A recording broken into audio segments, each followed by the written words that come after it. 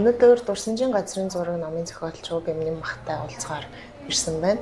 Тэгээд ерөнхийдөө бол өмнө Дурсамжийн газрын зураг номнууд дээр бас зөндөх яриа болсон, өдөрлгүүд болсон. Тэгээд өнөөдөр бид хоёр уулзахдаа голчлон энэ бол яг зохиол бүтээлийн талаас ярилцъя гэж бодож энд ирсэн байгаа. За тэгээд ер нь бол ингээд энэ номыг уншиж дуусны дараа сэтгэл талаас би эхлээд ярьчих гэж бодсон. Би ч нөгөө ер нь бол ингээд түүхийн ч юм уу тий юм амар юм сонирхож уншдаг баримтат бүтээл ер нь бол нэг амар сонирхож уншдаг төрлийн хүн биш. Тэгээд яг түүхийн юм тогтоохтой бас нэг амар сайн ч биш байсан аахгүй хүүхэд тахтаа сургууль тахтаа. Тэгсэн хэрнээ надад яг нөгөө нэг түүхийн яг нэг хэсэг нь амар ингээд тод ингэж үлддэг нь яг нөгөө нэг хэл мэдүүлэлтийн түүх одоо үед чинь тэр үеийн түүх идлэн ингэж нэг юм хүнд хүлээж авч ирсэн. Яа тэгэхээр энэ бол нөгөө амьдрал нэг юм шудраг бус зүйл байдаг юм байна гэдгийг ингээд анхалж амар хүчтэй мэдрүүлдэг нэг тийм түүхэн цаг хугацаа гэж надад мэдрэгддэг байхгүй. Тэгээ энэ номыг уншижсэн чинь нөгөө яг нэг тийм хэсэг гарсан юм. Би ингээд нөгөө нэг бага насны энэ дурсамжийн хэсэг гэдэг шүү дээ. Тэрэн дээр ингээд тэнд нөгөө христийн хүмүүстэй. Ер нь бол ингээд Библи тараасан юм шиг би бол тэгж ойлгосон. Би тийм зурагчд тийж байгаа хөдөө оруулахаар явдаг. Зурагт ном ингээд түгээгээд хүүхдүүдэд тэгээд өөр болохоор ингээд яг тэрийг үзчихэд яг тэр нэм гал тамд шатж байгаа тэр хүмүүсийг хараад маш эмзэг хүлээж аваад тэргээ ингээд бүр цавдаж наасан гэдэг нэг тийм төрөлхөөс аахгүй. Тэгээд яг ингээд би яагаад Бэмнэн Мах энэ ер нь ингээд сэдвийн араас ингэж хөөцөлдөж олон жил ингэж судалгаа гэдэг тэр яг нэг тэр ингээд хүүхэд наснаас эхэлсэн нэг тийм ямар нэг зовлон тэгж их хайрлаж хүндэтгэж штэ тэрийг ингэж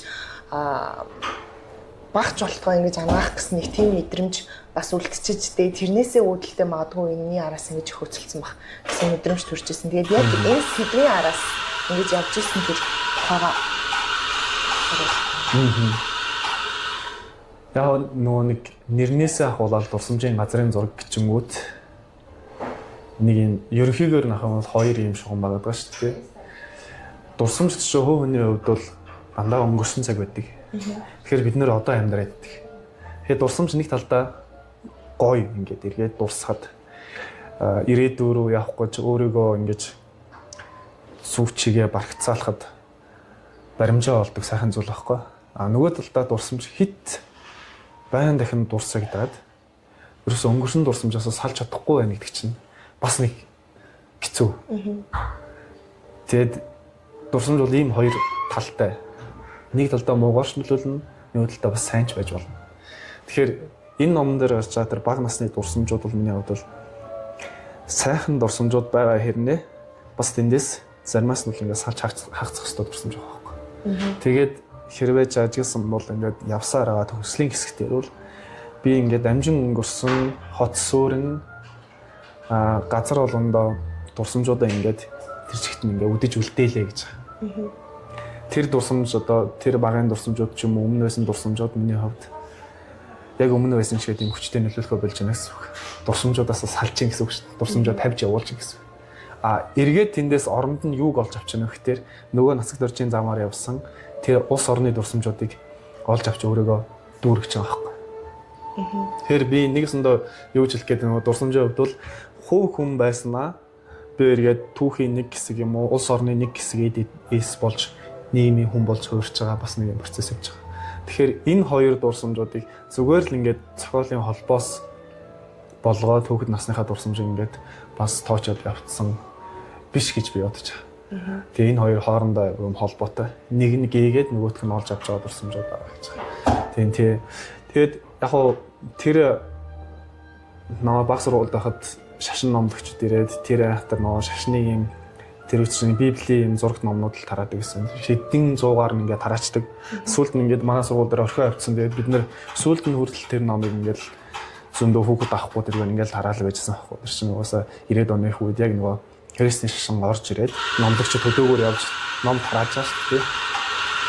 Тэгээд тийм надад бол нөгөө нэгдүгээр тэр анх удаа баг хүмүүсийн тэр зовлон шаналлыг мэдэрч ойлгож ихсэн тэр төрслөл байгаа байхгүй. Тэр галан одоо тэр номлолоор бол одоо амьдралын төгсгөлд тэр галан тэнгисч чадчих байгаа хүмүүс байгаа шүү дээ. Бүр амар юм гал руу, улаан гал руу ингээ унж байгаа тэдний энэ дүр төрх мөрх ингээд гаргаж байгаа нүүрний шаналан манлан аимшигтай санагдаж байгаа байхгүй. Нэгдүгürt би тэрийг харахыг хүсэхгүй учраас ингээд наачиж байгаа. Аимшигтай санагдаад байгаа учраас. Хоёрдугаарт нь болох тэр бол маш их өвчин зовлол шаналлыг нэрээ амьдрал гэдэг чинь амьдралд бас ийм байж болдгийм үү гэдэг тэр чинь 9 10 настай л хүүхэд байгаа шүү дээ. Тэгээд одооны 9 10 настай хүүхэдтэй харьцуулбал бидний үед бол нэг тэгч аймаар мэдээлэлч хомос тэгээд юмыг хүлээж авах юм айгүй юм сэргийг соргоо байхгүй. Одооны хүүхдүүд тэрийг үзвэл юу ч яг тэгж юм сүртэй хүлээж авахгүй. Тэр үзэж байгаа юмуд нь аль хэзээ тэрийг ингээд модгүй хараад үзээд мэдсэн ч үгүй болоо. Ийм христийн шашин ийм байдаг гэдэг ингээд ойлгосон ч байхад дороо. Тийм учраас надад бол нэлийн зочир байж байгаа. Тэгээд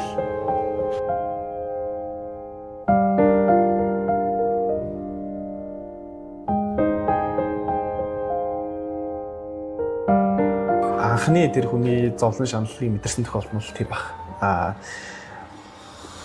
Яг энэ аяллаа тухайд бол яг хөө эхлээд миний одоо сонирхож орсон суурь нь бол ерөөсөө тасаг төрчийн амьдрал та.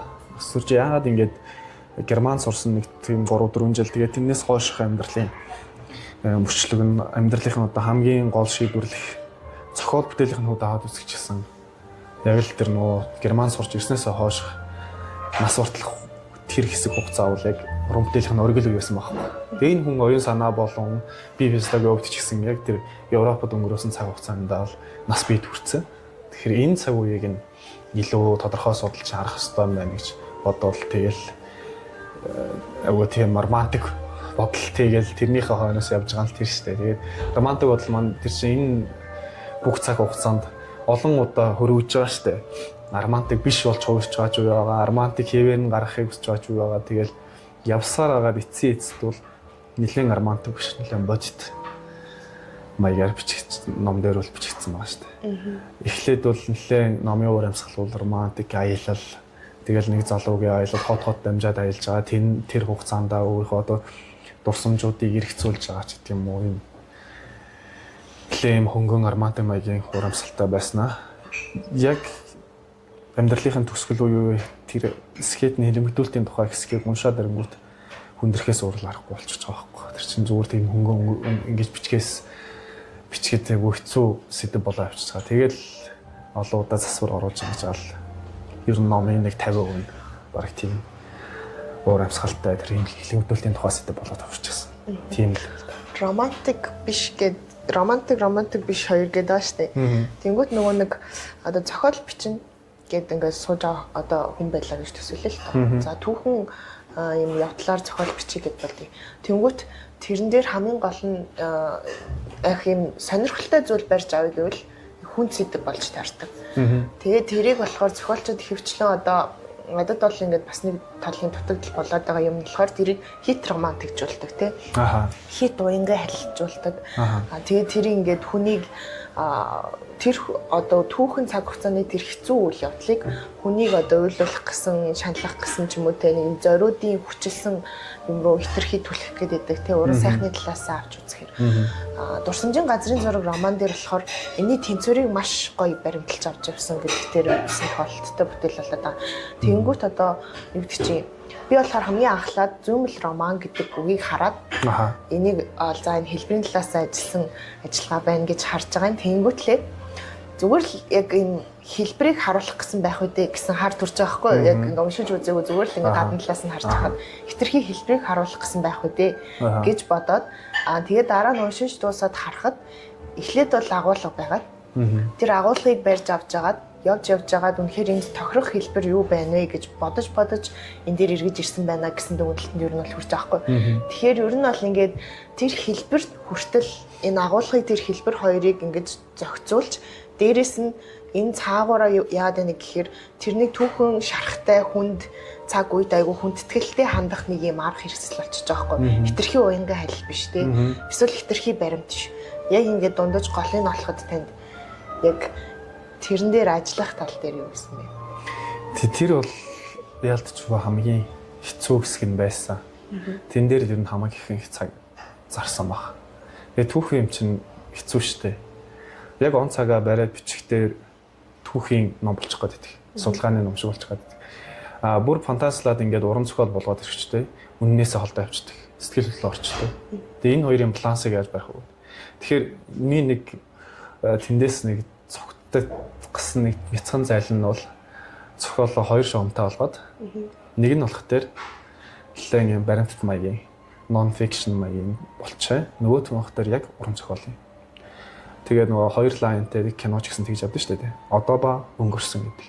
Тэр хоёр шугамаа хооронд шууд зааглаад бүлэг өртөр зааглаад тэгээ энэ хоёрын балансыг тэнцвэрлэж. Тэг ингэж л явах одоо арга болж байгаа тэр.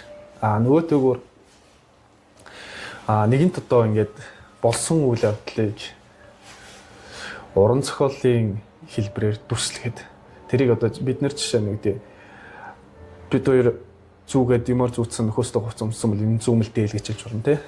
Зүүмэл футбол гэж хэлж болно. Уран зохиолын хувьд бол зүүмэл гэдэг нь арай жоохон өөр. Жишээ нь нөгөө Олга Токарчукийн арманууд дээр анх нэлээд гарч ирсэн нэр томьёо штэ. Бид нар мета армангууд тэгж ойлгодог. Тусдаа жижиг юм өгүүлбүүд юм уу? Жижиг туужууд байдаг. Уншаад үзэнгүүт нэгдээд утга нь ингээд нэгдэж байгаа нэг арман болчихдог. Мета арман гэж нэлээдэг тий. Тэрийн шиг зүүмэл арман бол гадна хэлбэрээрээ зүүмэл биш.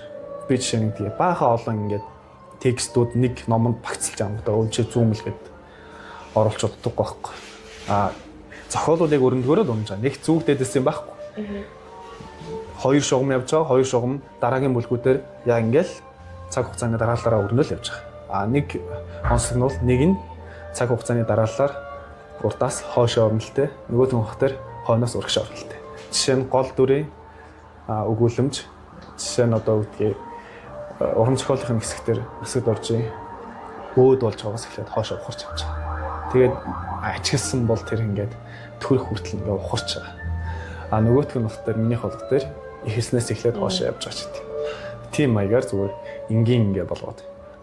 Тэр зүүмэл хэсгүүд бол зохиолын утга санаан дотор байгаа зүүмэл хэсгүүд. Нөхөн дагуулга дотор байгаа зүүмэл хэсэг. Хэлбэрийн хувьд бол энэ зүүмэл биш. Тэр зүүмэл гингүүд бид нар шууд хэлбэр талаас нь яг гаднаас нь харахад юмыг зүүгээд хийцэн давгаар зүүгээд хийцэн хувцсан гэж харагдах талаас нь биш.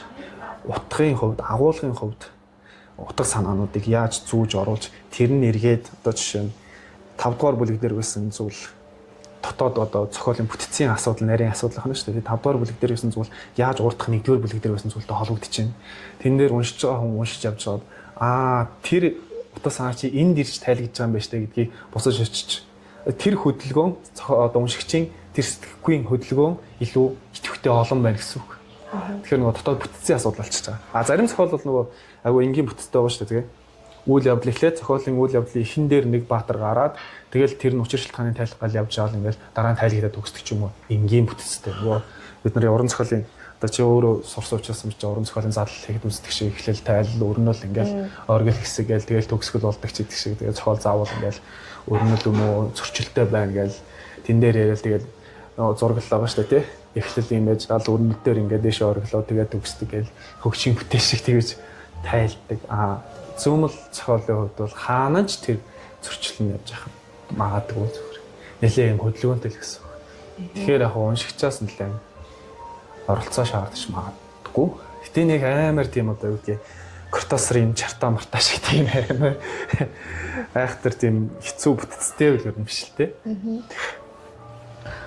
За яг энэ бүтээдлийг яг ийм маягаар бичигдэхэд нөлөөсөн зүйл нь магадгүй энэ сэдвийн онцлог гэж магадгүй тий. Одоо энд бол ингээд нэг юм ганцхан хүнд тохиолдоод өнгөрсөн үйл явдал биш байгаа юм. Тэнд нэг олон хүнийг хамруулсан, олон хүнд нөлөөлсөн дам байдлаар, шууд байдлаар тий. Нөгөөд олон талын одоо сэдвийн хувьд тэр хүмүүсийн, тэр дөрүүдийн олон талаас нь ингэж хамруулж байсан энэ нэг онцлог нь магадгүй таны номыг бас нэг иймэрхүү байдлаар бичигдэхэд нөлөөсөн болов уу?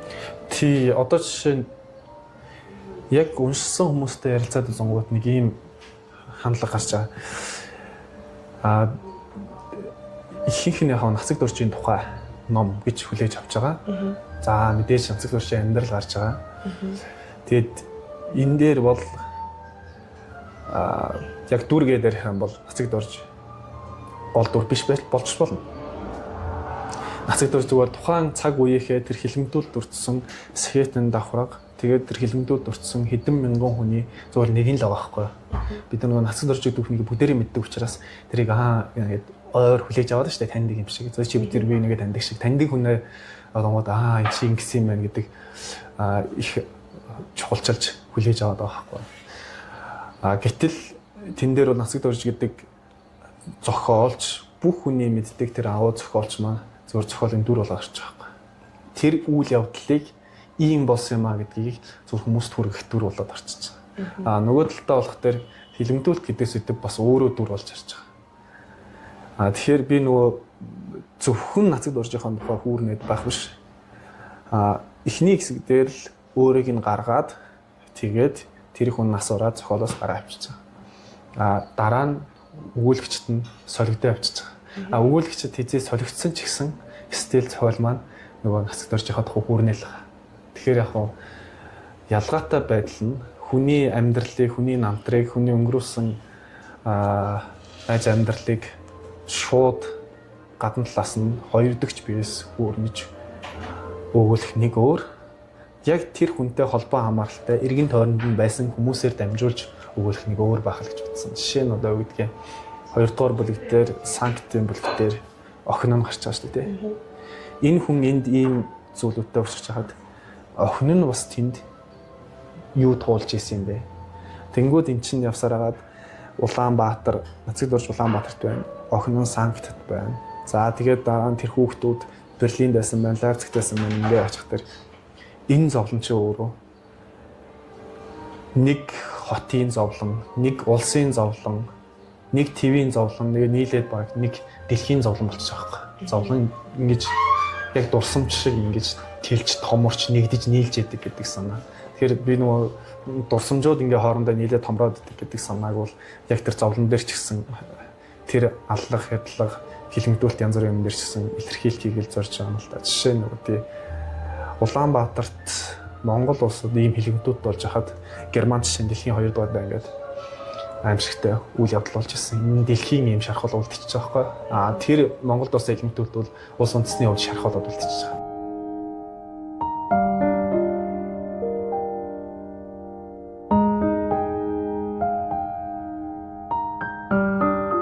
Тэгэхээр ийм шархтай дурсамжуудыг хүртэл ингэж том орчхойг харуулахын тулд нацаг дуржоо сэхлээл тэгэл гадагшин тэлээл нөгөө 35% гээл тэгээ тэр үеийн скетнүүдийн амьдрал гээл тэгэл тэр хүн хоорондын нөгөө тэр хилэгдүүлэлтийн хүнд хэцүү цаг чинь хүн хоорондын харилцааг яаж одоо эвдэж яаж хүн биш болгож байсан тухай яар олон өнцгөөс нь харж өгүүлэгчээ ингээд солиод олон өнцгөөс нь харахыг хичээж байгаа царай л тэр л одоо тэгээд зөвхөн нацаг доржийн өнцгөөс бичих гэж оролцсон уу юу? Эхний оролдлогууд юу ямар хөөс? Анханасаа би тэрнээс угаасаа зүгтэй гэж анх аялалд гарахтаа л зүгтцсэн байсан.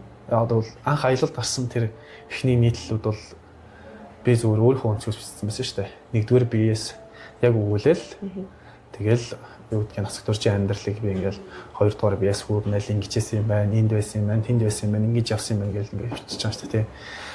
Угаасаа хизээ нэгэн цагт ном болсон ч гэсэн би хизээч нацаг дуржийн юу гэдгийг хоёрдугаар биеэс шууд бүх амьдралыг нь дүгнчихье гэж бодог байхгүй. Аваасаа хүний амьдрал чинь тийм баригдмал зүйл биш. Чи мэдж болох биднэрт галаа гэж уран зохиол урахтаа нэг үгээ дандаа хэлдэг гэсэн. Хүний амьдрал чинь парадокс. Уран зохиолч гэсэн парадокс байх хэрэгтэй. Хизээж хүний амьдрал нэг хэвэн цутгсан юм шиг байдаг. Хүний амьдрал, хүний сэтгэл, хувь тавилан гэдэг тийш нэг хэвэн цутгсан. Тийм байвал амар үстэй тий. Амьдрахад амар штэ жишээ. Дистопия кинонууд төр гардаг шиг тий. Яг шоргоолчны нэг юм шиг боолоо хийн, хатнаа хийн, ажилтнаа хийн. Ингээд бүх юм тодорхой бол тэр чинь хүний нэг юм биш болчих гээд байгаа байхгүй. Гэтэл хүн гэдгийг чинь цаа асар өргөн юм боломж ойлголтууд байна шүү дээ. Тийм учраас тэрийг зүгээр шууд хоёрдугаар биеэс хацагд орчвол ингэж байсан, ингэж бодож байсан гэж дүгнэх бол асар эргэлзээтэй ба. Тийм учраас аль болох өгүүлэгчээ хацагд орчвол холдуулж жагаад тэрнийг тойрсон үйл явдлуудаар тэр хүний дотоод сэтгэлийг илэрхийлж гарвал зүгээр санагдсан. Нэг зүгээр юм нь бол эхнээсээ бодчихсон юм бол зүгээр гаднаас нь болсон үйл явдлыг энэ ингэжээ 6 он төржээ төрөө дараа нь ийм мэдлэг боловсролтой байж агуу байсан нь ойлгомжтой. Тэр түүх бол бид нар өнгөрсөн одоо 100 жил ярьсан түүх шүү дээ. Насаа төрч энэ тэр намтрын түүх бол тэгвэл тэр хүн дотроо юу бодчихсон. Тэр үеийн сэхэтнүүдээр нь юу бодож ирсэн. Тэг яагаад тэд нар ингэж хилмигдэж ингэж айхтар хавчигдчихсэн мөртлөө яагаад тэгээд юу ч болоогүй юм шиг ажиллаа гэж яваад байсан. Хэрвээ биднэрт тийм явдал тохиолдвол яах вэ гэдэг асуултыг тавьж гаад илүү нөгөө дотоод сэтгэлийнх нь талаас задалж туршлал зүгээр юм болов гэсэн бодол орж ирсэн л дээ. Тэгээс анханасаа бол ер нь 2 дугаар бэст гэж амар тайлбарлаж намтарчлан зохиол маягаар бичээд угаасаа бичсэн байгаа юм би ч яах вэ? Би бичвэл зүгээр л юм гэдэг хүний бичсэн хөлбөр л болно шүү дээ. Тэн дээр зүгээр ядаж л бусд нь дээрээс нь юм хажуу талаас нь харж байсан бол би яагаад зүгээр доороос нь харч болохгүй. Тэр нь зүгээр үгүй ядаж нэг жоохон өөр талаас нь харсан байж болохгүй л гэдэг санаа. Байсан тийм учраас албаар ингэж бүтцээч гэсэн гэж л авсан л да. Би бас яг тэгж батсан. Ер нь бол нацагд орчиг бариад авцсан бол ганцхан тийм ямар яг эсвэл тэрний эргэн тойронд болсон түн хүнийг бариад авцсан бол зохиол бас нэг талаараа ингээд гацах магадaltaй тий айгу хүнд яг ч аргагүй байдалд орох боломжтой. Магадгүй хэрвээ тэгж барьж эхэлсэн бол арай өөр оролдлогуудаар бас туршиж үзсэн болов уу гэж бодсон.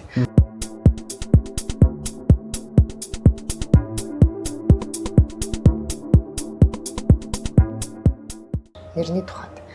Энийг бол бас нэлээд бодож байж олсон нэр байна да гэж би өөрөө бас харсан. Дурсамж гэдэг юмар бүх дөрүүд хоорондоо холбогдож байна. Газрын зураг гэдгээр тэр зохиолын орнуудыг магадгүй ерөнхийд нь хамруулчих чинь тий. Тэгээд ингээд нийлүүлээд энэ хоёрыг яг энэ хоёр талаас нь ингээд бодолцоод нэг юм нэр гаргаж ирэх бас юу байсан баг гэж бодсон. Тий энэ нэр дэхтэй баг номын ихний өгүүлбэр тавихаас өмнө над тархинд байсан. Тэгэхээр нэрээ эхэлж олцоод тэгээд одоо жишээ нь өмнөх номнууд бол их ихтэй нэрээ дараа нь олсон байдаг байхгүй жишээ нь цаг хугацаа хэлнэ гэдэг чинь нэг эссенийх нь нэр шүү дээ. Тэгээд редактор хийчихэд баясаагч редактор хийчихэд би номонд одоо юу гэж нэр өгөх вэ?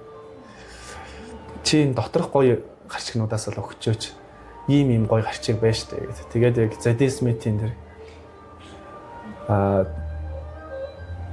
эссен төгсөн нэр шүү дээ. Цаг хугацаа хэлнэ гэдэг бол. Тэгээд тэр нэг дууны нэрнээс анх сэтэл авчихсан байхгүй. Тэгээд тэр нэрийг өгөөл ингээл хэлчихсэн. Энэ номын тухайд бол зөв шууд анханасаа л нэр нь байжсэн. Нэрийг халаасан л яваалсан. Нэр зохиолын дотоод бүтэц бүрэлдэж бий болоход бас аюу их чухал нөлөөсөн. Тэгээд газрын зураг гэдэг. Тэгээд магадгүй тэр зүүмэл гэдэг бүтэц рүү ороход ч гэсэн нөлөөсөн байж магадгүй. Газрын зураг гэдэг чинь бид нэг өөр төвд өөр улс орн болоод өөр хэл соёлтой өөрсдөө нэг үл мэдэгдэх юм хийсвэр ханаар тусгаарлалцсан байгаа шүү дээ тий. Яг үндсэндээ нэг л дэлхий дээр амьдардаг байхгүй хүн гэсэн нэг л тойрогтой. Хичнээн зогтовч тэрнээсээ одоо хаашаач холдож чадахгүй нэг л тойрогтой байгаа шүү дээ. Тэгээ хүн төрөлхтөн ч гэсэн яг тийм үстэй. Хэдийгээр ойр байгаа боловч хэдийгээр ингээд хамт нөхөд, найз нөхөд, нэг улс орн, нэг анги, нэг ажил гэдэг ингээ байгаа боловч тэрний хооронд үл мэдгдэх юм хаана байж л гэдэг юм шиг санагддаг. Тэгээ тэрийг юу нэгтгэж нэвтэлж нэгтгэж чаддгүй гэхдээ цор ганц зүйл нь дурсамж. Тэд нар л ингээ нэгтгээд бид нарыг үл мэдэх юм утас шиг юм нарийнх утас шиг юм одоо ингээ холбогдсон байдаг. Тэгээд дурсахтай бид нөгөө гитарын утсыг ингээ хөглөнгөд ингээ дан ингээ дуурдаг шүү дээ. Тэрэн шиг дурсамж гэдэг үл яг тийм дуутай ингээ бидний хооронд ингээ холбогдсон байгаа тэр утсыг ингээ дан ингээ тэр дуурчаал бид нарыг ингээ холбож байгаа дурсамж байхгүй. Тэгээд тэр хөв хүн хоорондын харилцааны дурсамжуудыг томруулаад нэг бөмбөг өнгөрч юм шиг томорсоо тэр дурсамжууд нэгцээр аваад нэг улс орн болчихж байгаа шүү дээ. Тэгээд эцэст нь тэр улс орн гэдэг юу юм бэ? Өмнөхөр бол тэр бараан хэцүү байгаа хүнд байгаа дурсамжуудаа хуваалцаж бие биендээ элч нөөлөг болж байгаа тэр амьдрал бол улс орн юм аа. Тэгээд би сүүлд сая энэ чигсаалыг харж байхад хүмүүс ингээд агуу олуулаа талбай дээр гараад өөрт хэцүү байгаагаа илэрхийлээд байгаа чинь бас дурсамжлаа. Тэр хүмүүс хоорондоо юм холбоосыг бий болгож штэ тий. Тэгжээж л нэг улс орн бий болдог юм шиг санагддаг. Тэгээд тийм учраас яг уу тэр нэр л одоо хамаг юмний баг шийдлэг олцсон зүгээр cover нэр шууд хүн барайл тэр дотоод бүц тэндээс шууд харагдаж байхаар л хийхийг л зорьсон гэх юм уу. Тийм учраас cover ч гэсэн айгуу чухал концепт байх хэрэгтэй гэж бодсон юм. Аха. Тэгээ ер нь гэхдээ нэр ингээд угаасаа анханасаа Бээжин гэдэг чинь миний хувьд бол анзаарч байгаагаар бол анханасаа байгаа гэдэг нь та энэ номыг анханасаа ер нь бичигдэхээс өмнө ерөнхийдөө зураглаад харсан байсан байна гэсэн мэдрэмж төрлөө л та. Би бас нэг юм хөрөнгө маягаар юм бичгээд тэгээ тэрийг ингээд бодоол яваад авахгүй нэг хэдэн жил тэнгуүтлээ тэр хооронд нэрнүүдийн солиод байгаа юм баг ингээд. Яа тэрийг ингээд илүү тодорхой зураглаад илүү тодорхой бодох тусам тэр нь таарсан нэр нь дахиад солигдоод. Тэгээд явж хамгийн сүүлд нь одоо л яг нэрийг олчихвол байж. Яг тэр шиг яг ерөнхийдөө ингээд номоо нэлээ одоо ерөнхийдөө бүр ингээд ийм зүйл багтана гэсэн баримжаа нэлээ суудсан байсан учраас нэр нь тэгж амар тод орчирсан баг л гэж бодогдлоо. Тийм шүү дээ. Яг нөгөө нэг нэр чинь нөгөө айгүй тийм товч тодорхой зүйл байгаа шүү дээ тий. Ерөөсөө дурсамжийн газрын зураг. Тэгээд нэг амар гүн утга санаа байхгүй юм шиг нэг тэгсэн хэрнээ нэг амар ийм метафор хэрэглэж байгаа юм шиг ийм нэр аваад байгаа шүү дээ. Тэгэхээр тэр нь бол яг дурсамжийн газрын зураг гэж нэрээ олчингууд л зохиол юм бүтэц. За ер нь иймэрхүү байх юм гэдэг ойлгомжтой байгаа тэр чинь. Гэхдээ яг эцсийн бүтээл гартал бол тэр чинь аягүй хар ажил байгаа шүү дээ тий. Хоол хийх байшингийн засвар ихтэй л адилхан л бага хар ажил болсон шүү дээ. Хасаа танаал ахаал эвлүүлээл ингээл номыг уншаад дуусны дараа ямар мэдрэмж төрсөн бэ гэхээр бид энэ одоо явдлын өмнө би багч болсон ингээд тэр хүнд хэцүү зүйлийг ингээд багчсаа хариулж байгаа юм шиг мэдрэмж төрсөн. Тэрийг одоо багч болсон хариуцлага хүлээгээд цаашид энэ зүйлийг одоо хүмүүс тийм боловсронгуй зөв байдлаар түгээж сэрэмжлүүлжтэй ядаж номорч болов ингэж чадлаа гэсэн мэдрэмж төрсөн. Та бас ингэж номоо бичиж дуусаад магадгүй тийм юм бүтээсэн юм шиг тий. Тэгээд тэрийг ингэж үнэхээр хэрэгтэй одоо магадгүй тэр нэг хүнд байдлыг багч болов зөвлөлөөд гэсэн мэдрэмж төрсөн үү?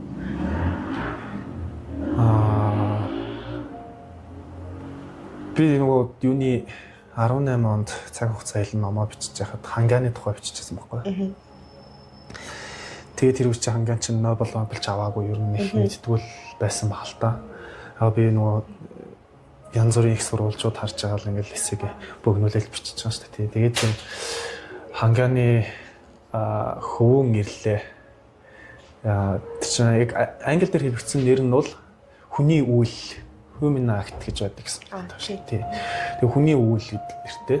Тэгээд тэр зохиолчийн төгсгөл дээр хамгийн сүүл дээр булшин дээр нь очиж байгаа шүү дээ.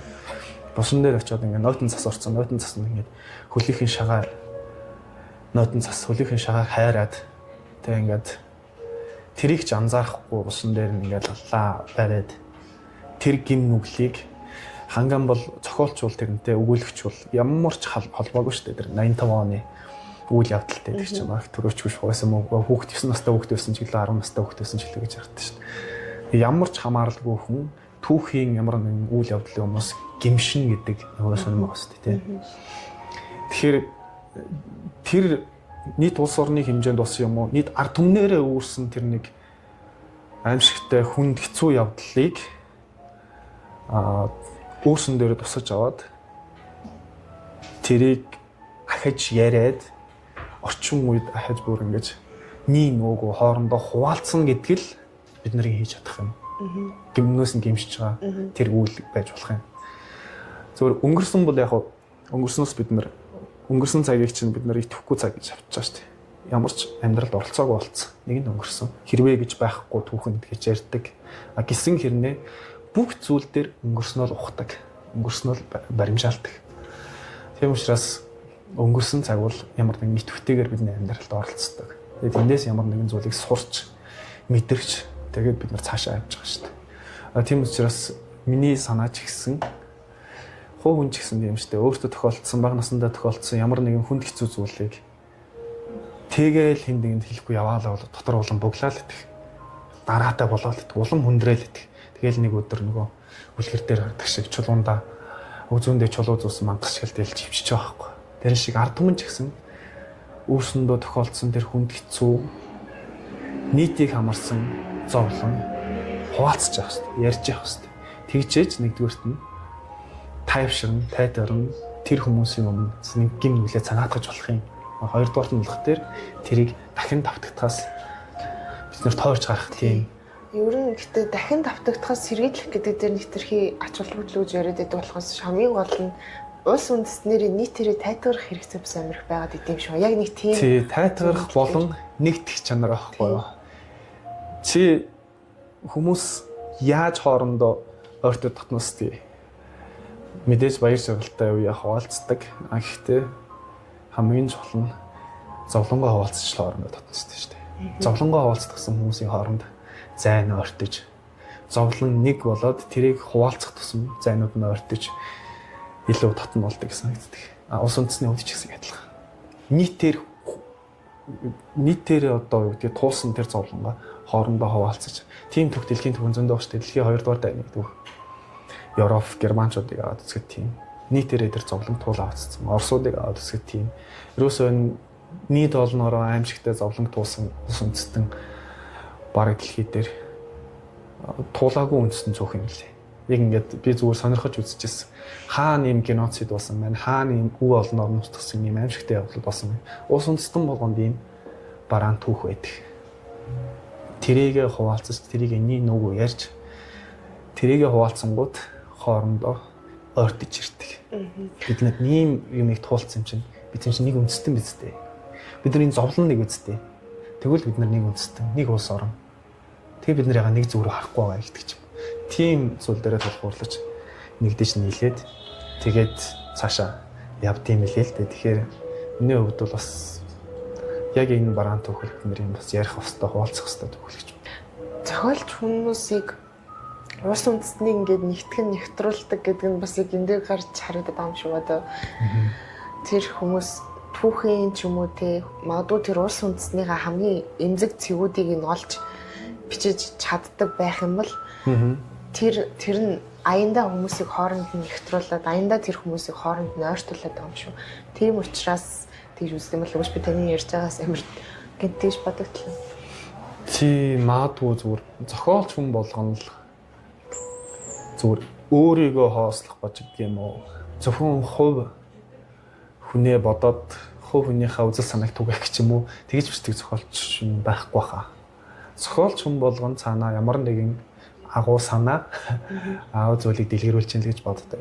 Тэр нь зоригтой онож хүрдэг байна, хүрдэггүй ч байна. Тийм байдаг байх гэж боддог зүгээр.